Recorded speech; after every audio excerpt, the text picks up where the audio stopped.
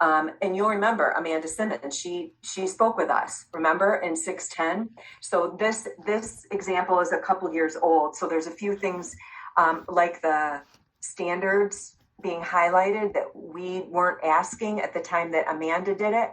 But I wanted you to see another way to lay this out.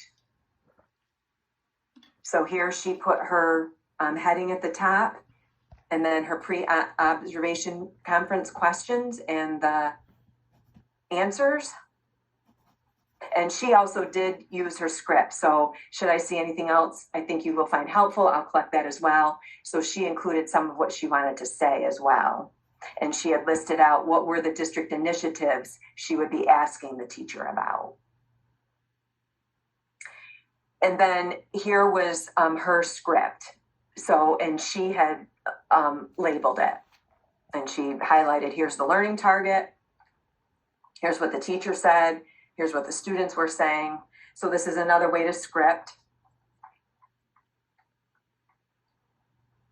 And I don't know or remember whether she typed from the beginning or whether she did handwriting and then typed it later.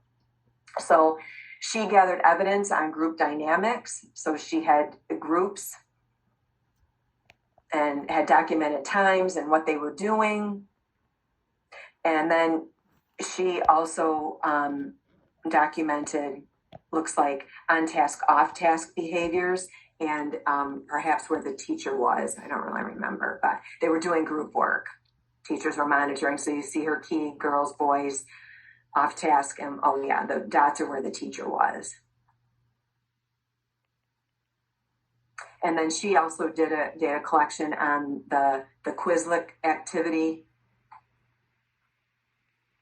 And then this is also a checklist tool that she had developed for the post-conference. This is another tool that she used in the post-conference.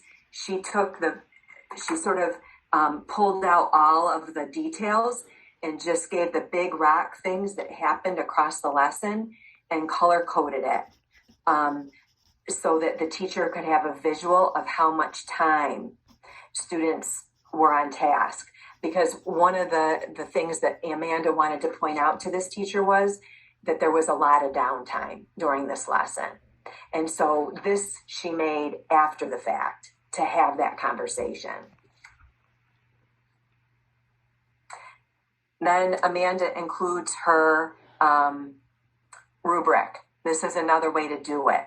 So she has the line of the rubric, scores it, and then she typed in the evidence underneath it.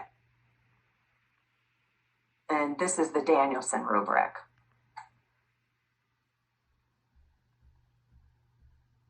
But I recognize that you can only do this if you can convert the PDFs that you get from the state website into a Word document. And some people don't have access to PDF converters. I totally get it.